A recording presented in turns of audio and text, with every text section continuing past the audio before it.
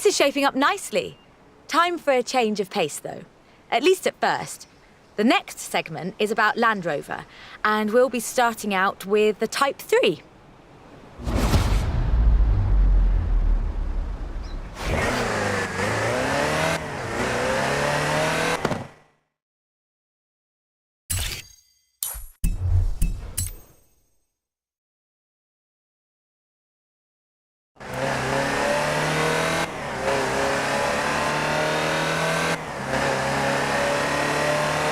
Land Rover, the British sports utility vehicle.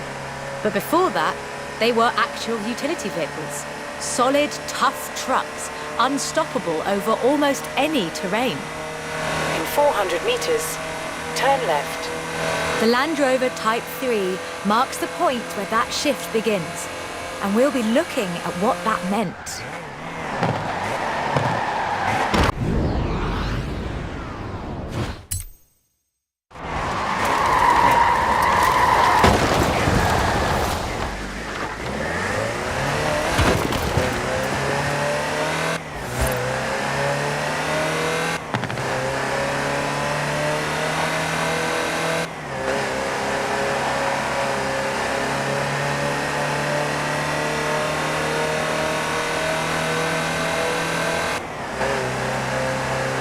Land Rovers have taken on almost every task imaginable.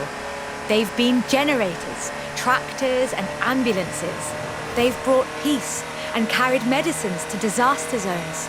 They've even been buses. Over 500,000 Series 3s were built, and over 70% of those are still on the road today. They were extensively exported and built under license abroad. Belgium, South Africa, even Australia and New Zealand. With a robust chassis and signature Land Rover engineering, the Type 3 also marked the first time that buyers could choose interior options, like seat box protectors and cubby boxes.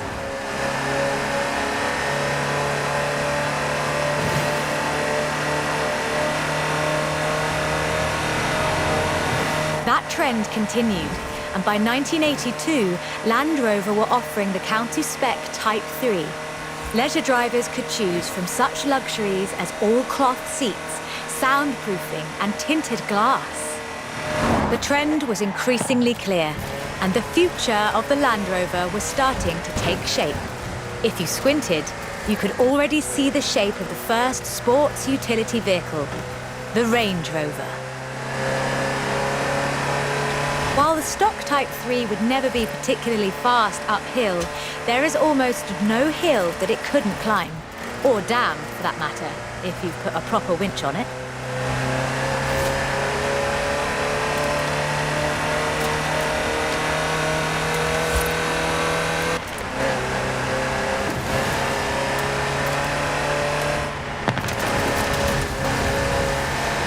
In 1978, a Series 3 was custom-built for Her Majesty Queen Elizabeth II.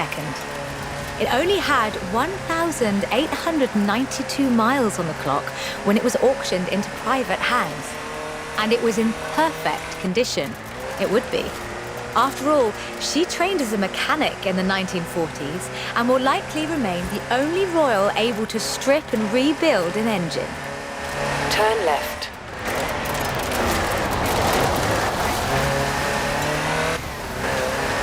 In 200 meters, you will arrive at your destination.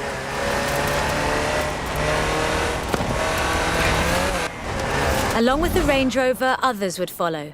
Discovery, Defender, and the Freelander. Each a more sophisticated and enjoyable utility vehicle. But none of them were a replacement for the Type 3. They were a different kind of car.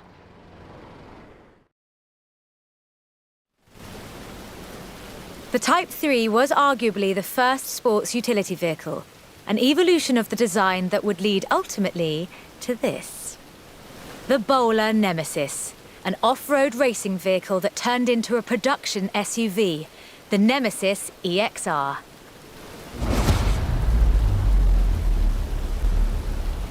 It sports a turbocharged 5-litre Land Rover Jaguar engine, crammed into a carbon fibre chassis with integral roll cage. It even has the grille, headlights, and rear lights from a Range Rover.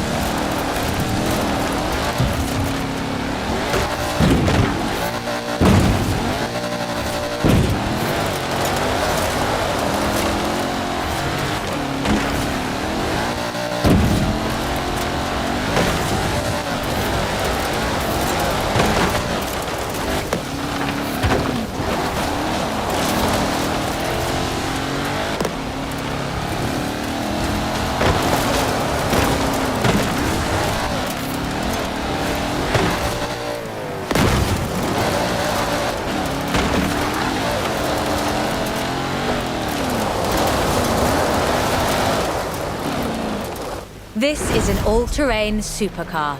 That's the only fair description for this. But that's what you get when you build an SUV with Land Rover DNA.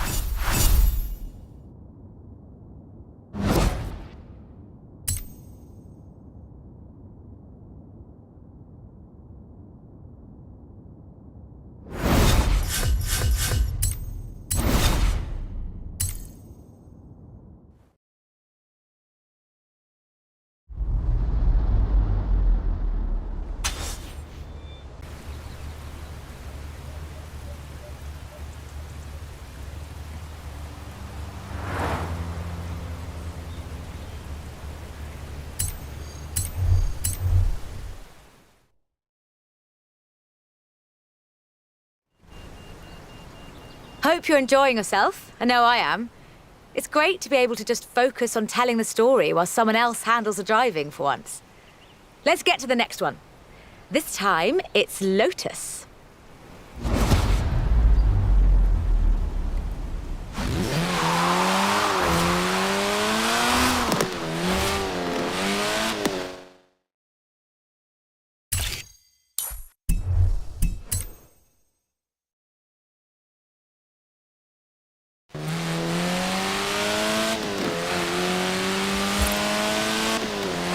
Lotus Engineering Limited began as many stories in British engineering do, in an old barn.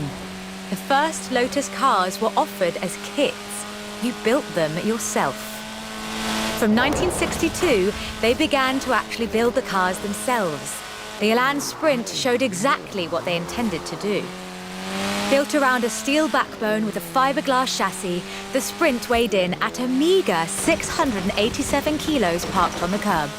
On the road, this translated into brilliant agility and fantastic performance.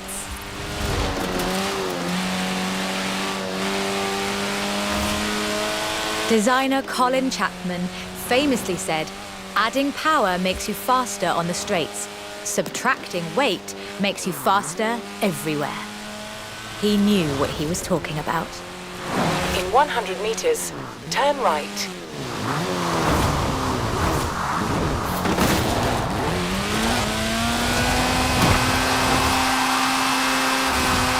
In 100 meters, turn left. Widely hailed as one of the greatest sports cars of the 1960s, the Elan would be closely studied and emulated, inspiring such masterpieces as the Mazda MX-5. The Elan has all the energy, style, and enthusiasm you would expect. Bold, quick, and fun. So much so that they put it in the name.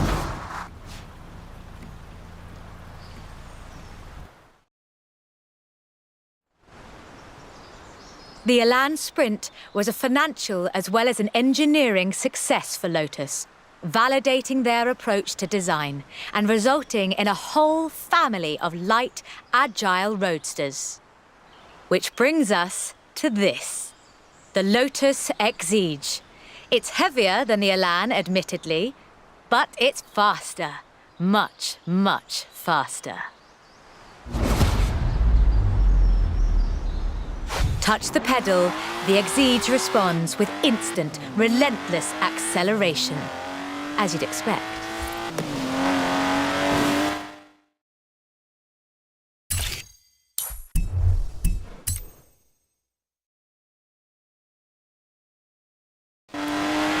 With a 0 to 60 time of 3.8 seconds and a top speed of 170 before upgrades and tuning, the Exige is uncompromising.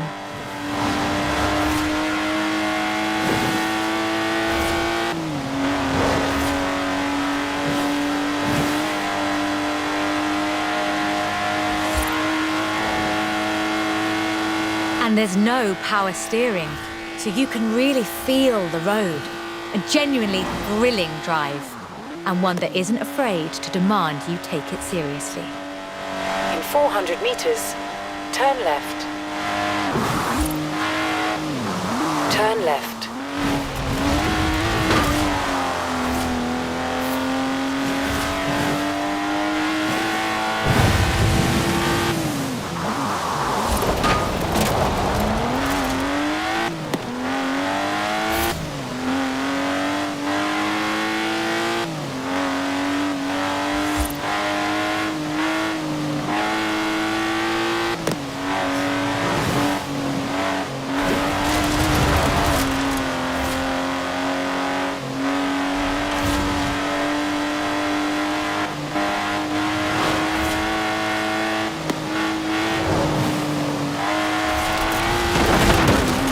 In 400 meters, you will arrive at your destination.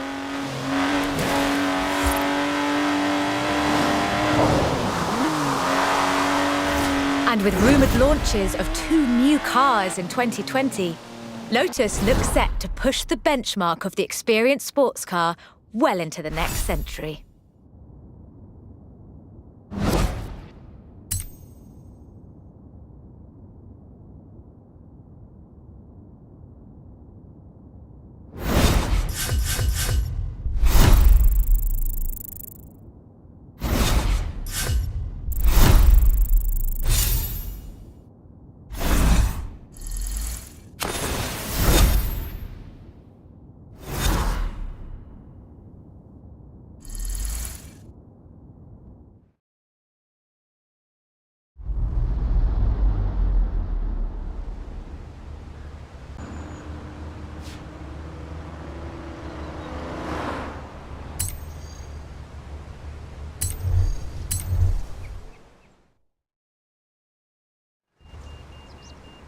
Done much rallying?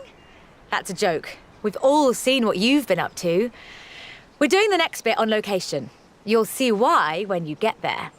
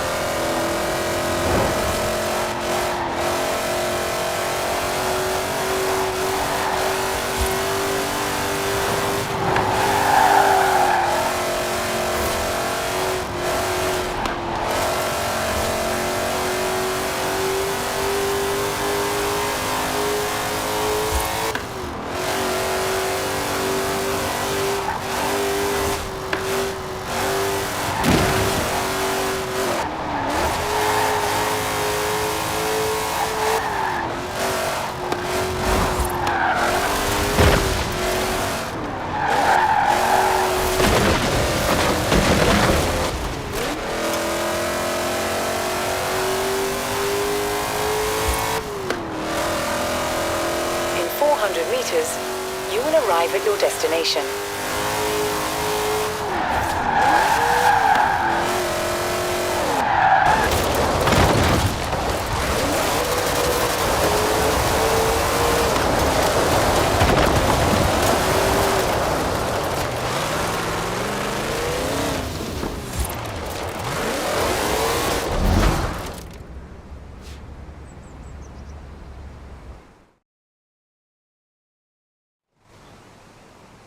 Ford, that most American of cars.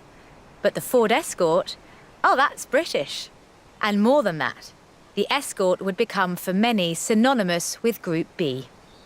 In the 70s, Ford had embraced that destiny so firmly that they'd begun their own championships to find new drivers. Drivers for cars like the RS 1800. This was a car designed explicitly for rallying, with a powerful fuel-injected 1790cc Cosworth BDE engine.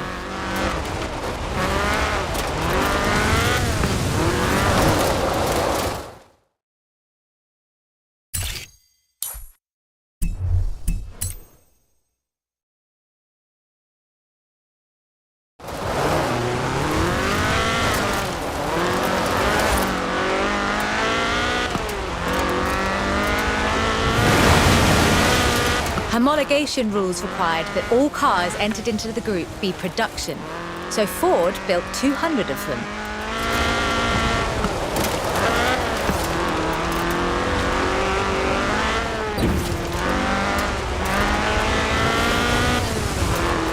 The RS 1800 raced to victory after victory across the rallying world, on almost every continent and across every terrain type imaginable.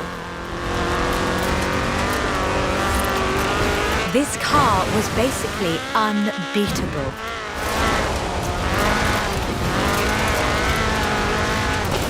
The RS 1800 brought home 17 World Rally Championship victories for Ford.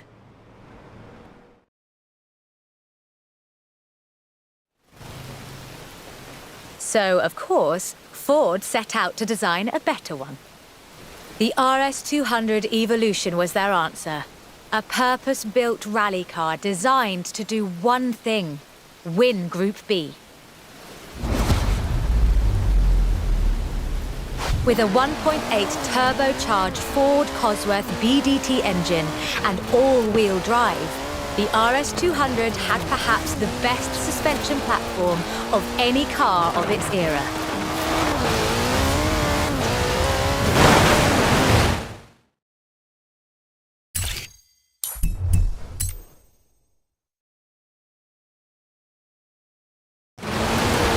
The chassis was fiberglass from Reliant, and a massive Ford parts bin was raided to give the car that iconic look.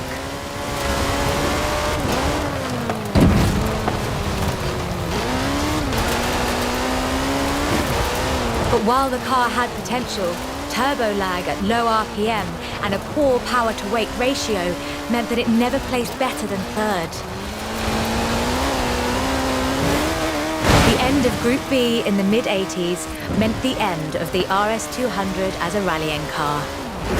Fortunately, Ford built over 200 as part of the homologation requirements for Group B, so you can still find them, if you're lucky.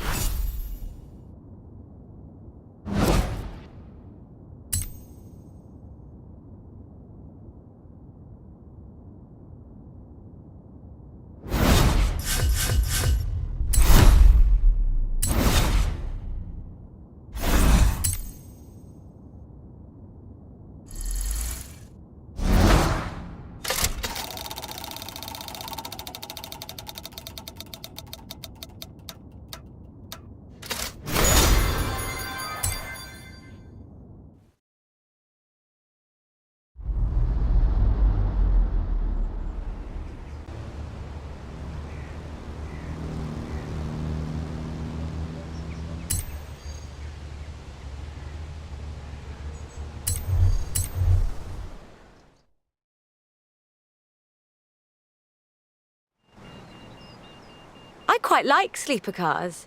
Did Alex ever tell you the story of what we got up to in Colorado? There was this sleeper car competition, you see. Let's just say no one was ready for the sunbeam.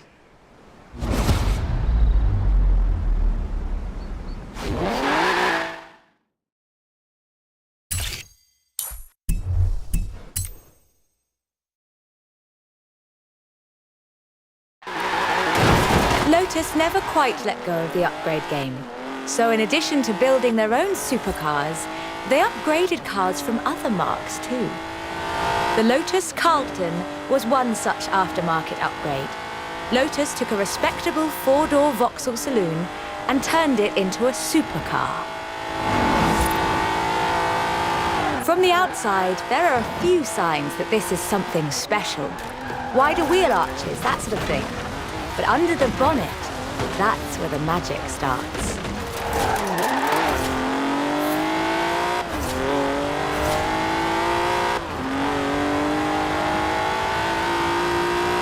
Engine capacity was increased to 3.6 litres, and twin Garrett T25 turbochargers were added.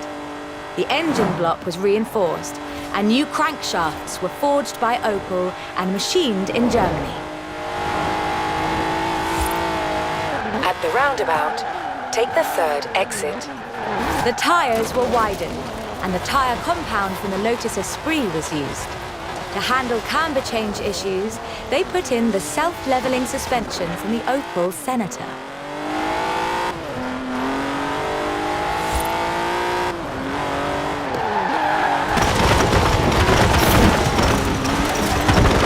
The only upgrade they didn't put in was an electronic speed limiter. All of this resulted in the Lotus Carlton, designated Type 104 by Lotus. A 177 miles per hour supercar, masquerading as a four-door saloon. I know you want more time in that car, but we really do need to get this shot today. Lotus never quite let go of the upgrade game. So in addition to building their own supercars, they upgraded cars from other marques too. The Lotus Carlton was one such aftermarket upgrade. Lotus took a respectable four-door Vauxhall saloon and turned it into a supercar. From the outside, there are a few signs that this is something special. Wider wheel arches, that sort of thing. But under the bonnet, that's where the magic starts. Engine capacity was increased to 3.6 litres, and twin Garrett T25 turbochargers were added.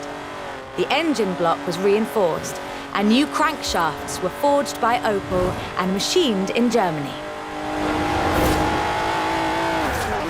At the roundabout, take the third exit. The tyres were widened, and the tyre compound from the Lotus Esprit was used. To handle camber change issues, they put in the self-leveling suspension from the Opel Senator.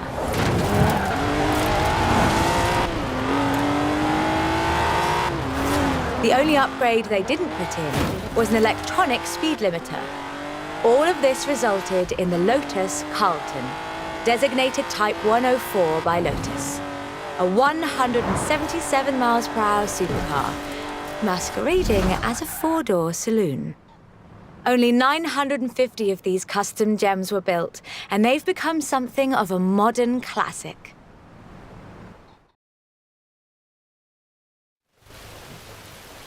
The Lotus Carlton was an example of how to turn a saloon into a supercar. But that's not the only thing Lotus got up to. In 1979, Chrysler approached Lotus to create a strict rally version of their Sunbeam three-door hatchback. Lotus, as you might imagine, rather enjoyed the challenge. They took the rear-wheel drive hatchback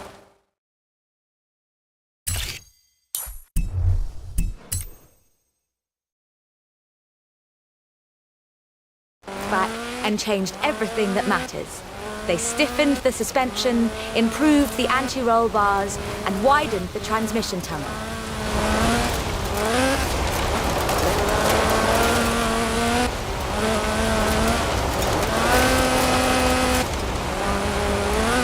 Performance performance was increased by fitting a 2.2-litre version of the Lotus 911 slant four-cylinder engine, resulting in an impressive 250 brake horsepower, up from a meager 105 on the original.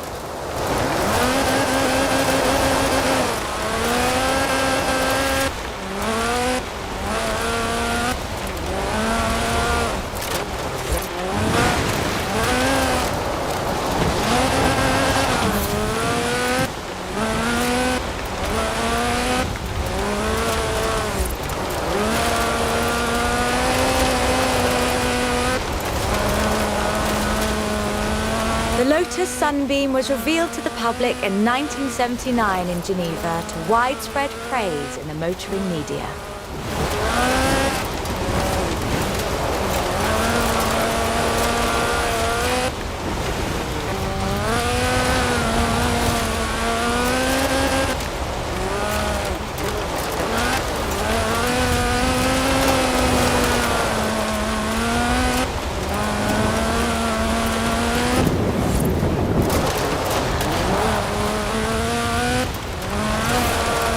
More importantly, the Lotus Sunbeam saw racing success too.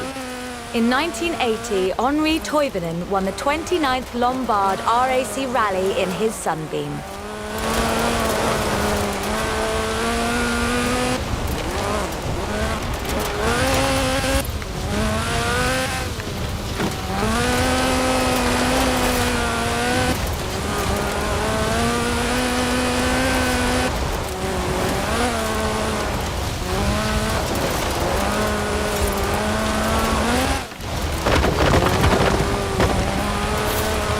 It almost makes you wonder if Lotus should do more conversion. That's a silly question, actually. Lotus should do more conversions. In fact, I'll call them right now.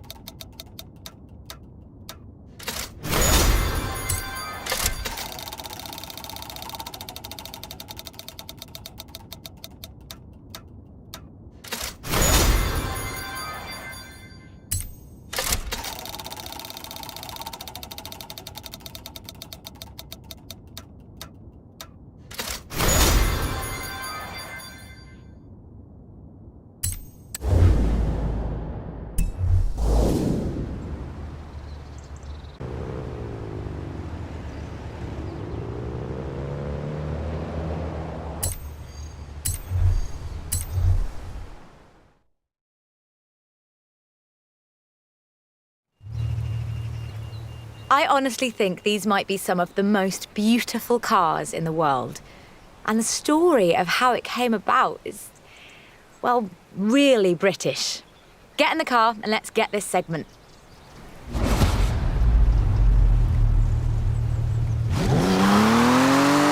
Jaguar is a bit of a favourite of mine. The company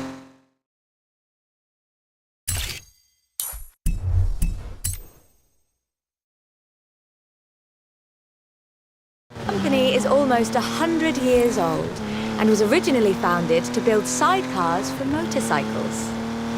But this is the car that really set the bar, I think. The 1961 E-Type. When he saw it, Enzo Ferrari called it the most beautiful car in the world. High praise indeed. He wasn't alone in his admiration. Accolades have followed this car ever since. It's been in movies, comics, games, and TV shows. Unlike some later cars in the marque, it wasn't just looks though. The E-Type was light and fast. It would do 153 miles an hour and stopped on innovative four-wheel brakes that were better than anything Ferrari or Porsche or even Mercedes-Benz had.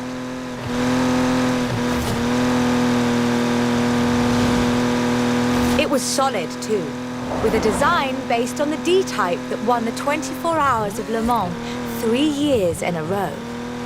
At the roundabout, take the second exit.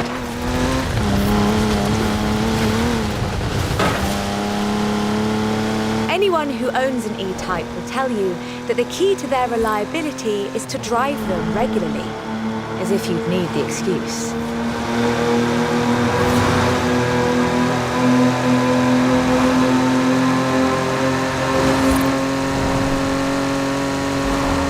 About 2,500 were built, and they're a common sight at auto shows, and surprisingly reasonably priced. All in all, an almost perfect Jaguar.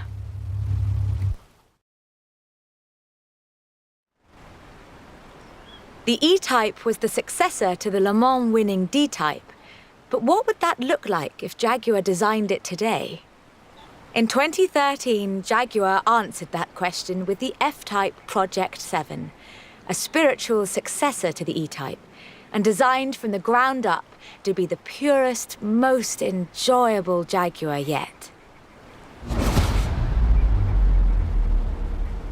The car's heritage is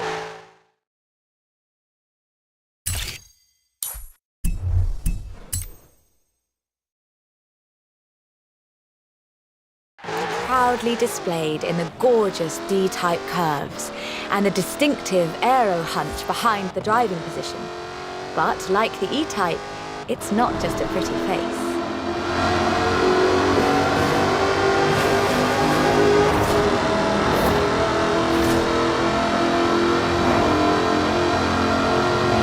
Powered by a 5-litre V8 supercharged engine, with a fully aluminium body, it's blisteringly fast, with a 0 to 60 speed of 3.8 seconds and a top speed of 186 miles an hour. A car as beautiful as this must surely have been a carefully authored design. Actually, it started as a sketch by designer César Pierri, thrown together one Friday in his free time. Jaguar's design director, Ian Callum, saw the sketch in a thumbnail on César's computer during a meeting and asked him what it was. The rest is history.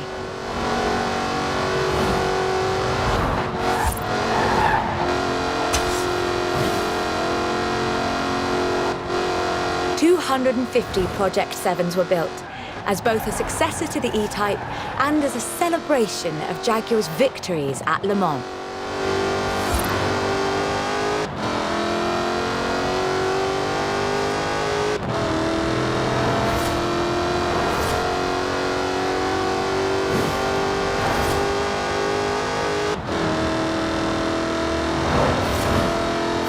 I think I speak for all of us when I say, thank heavens for César's Friday afternoon doodle.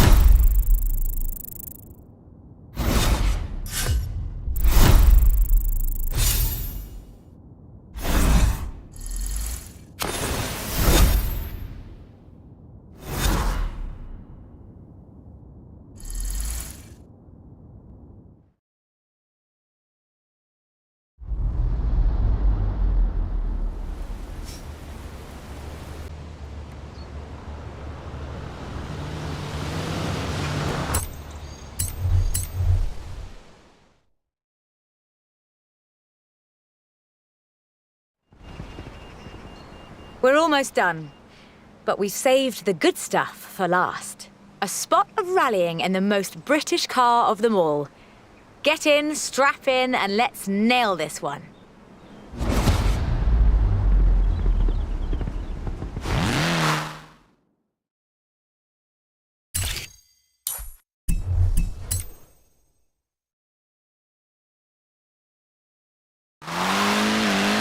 There is one car built in Great Britain that is, quite fairly, considered one of the most influential cars of the century. It's a surprisingly spacious little city car, with a side-mounted engine. It's an icon of popular culture. It's been built on every continent where there's a car factory. It's the Mini. The Mini Cooper S was built to be a performance machine with deeper engines, twin carburetors, and front disc brakes. This scrappy little machine would go on to achieve more than 30 racing victories in the 1960s and the 1970s. A Mini Cooper S flying number 37 placed first at the 1964 Monte Carlo Rally. Driven by Paddy Hopker and Henry Liddon, this was the last time an all-British crew would win the event. But not the last time a Mini would.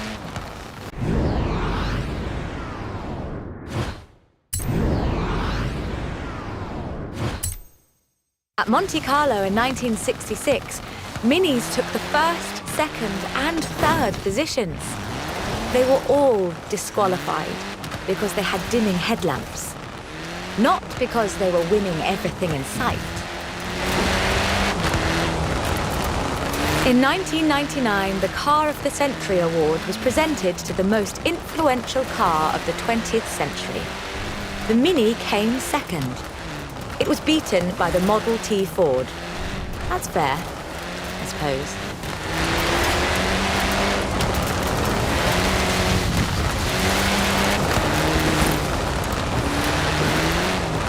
$5.3 million Minis would be sold, making it the most popular British car.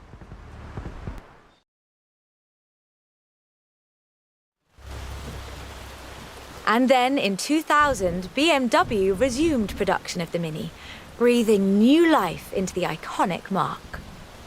If the Mini of the 1960s had its sights set on the roads of Monte Carlo, the X-rayed Countryman has its eyes on something a little tougher. The deserts and rough terrain of the Dakar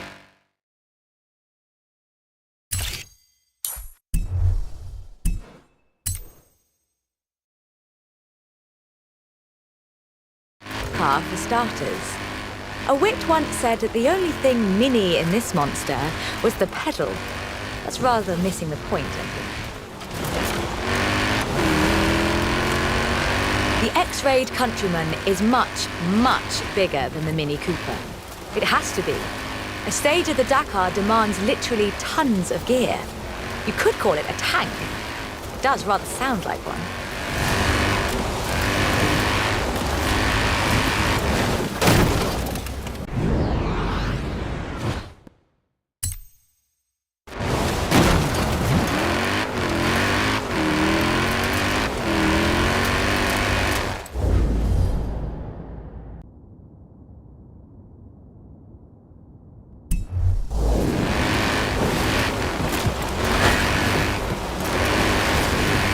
Mini's X-rayed division set out to build this thing. They had one goal in mind: winning the Dakar. And they did, every year, from 2012 to 2015.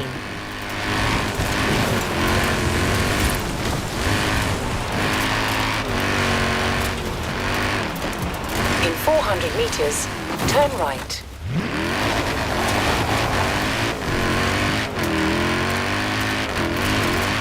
It's designed to be driven for 2 weeks over deserts and badlands, 5 kilometers above sea level. And it still handles like a hot hatch on a nice bit of dry airstrip.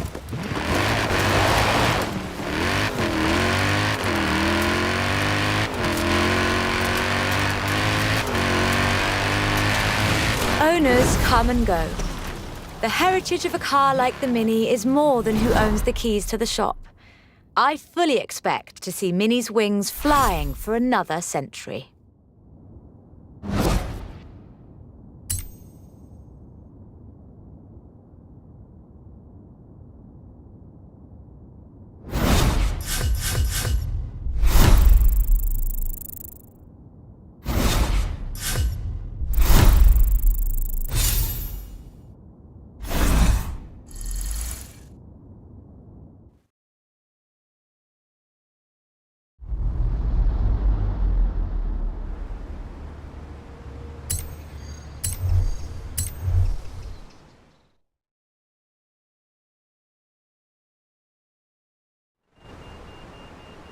This is quite the story.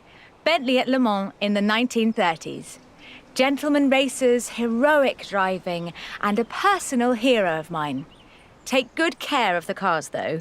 Both of them are mine.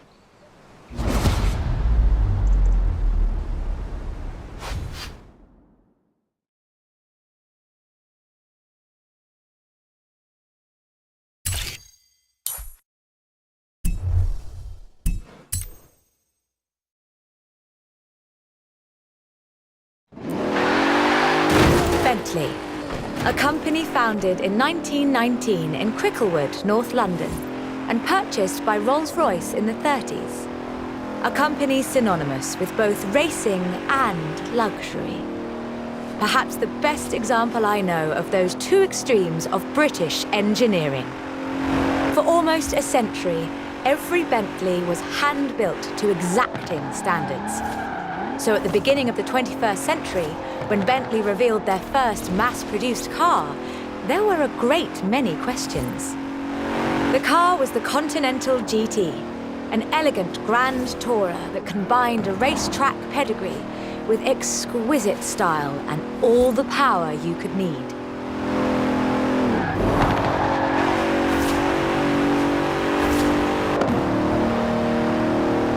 The move to mass production has done nothing to blunt the Bentley experience. The 2017 Continental Supersport is responsive, fast, and beautifully designed.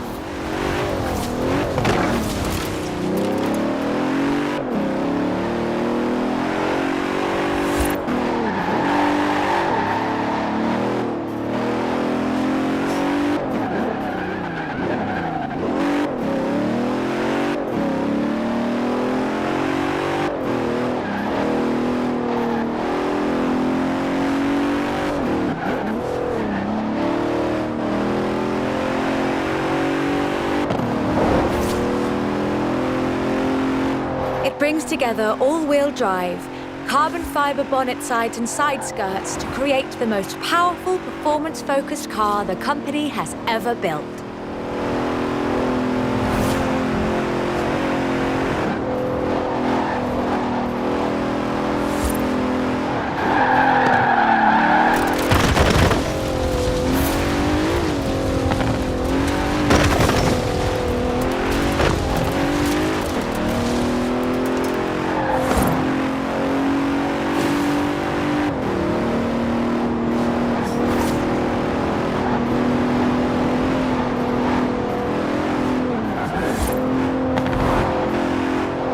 And then in 2011, they broke their own record. 205 miles an hour, both ways, on ice. Even when building these gorgeous Grand Tourers, Bentley is driven to excellence.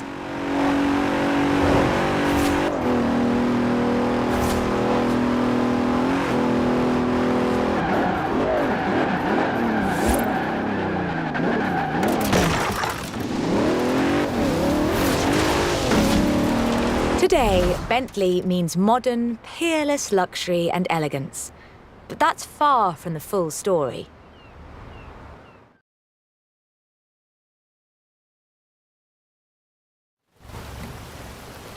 A century ago, Bentley meant something else entirely. It meant Le Mans. In 1930, eccentric race team owner Dorothy Paget financed a rather special Bentley at the Le Mans. It was a 4.5-litre supercharged masterpiece, driven by Sir Henry Bentley Boy Birkin. It posted the fastest time on the day, but it failed to finish. But what a race it was! Sir Henry's courageous driving forced Rudolf Caracciola's 7-litre Mercedes out of the race at the cost of his own victory. But in doing so, he handed the day to the Bentley Sixes, a gentleman racer indeed.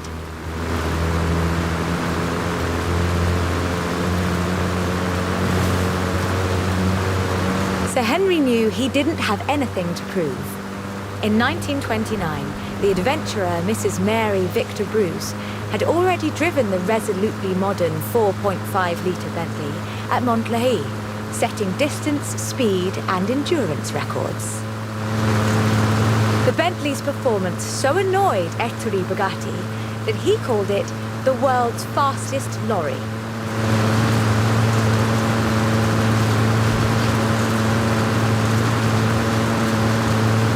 The blower had the last laugh, though. In 2012, it was sold at auction for over £4 million, which is more than enough to buy a Veyron and a racing truck, if you're keeping score.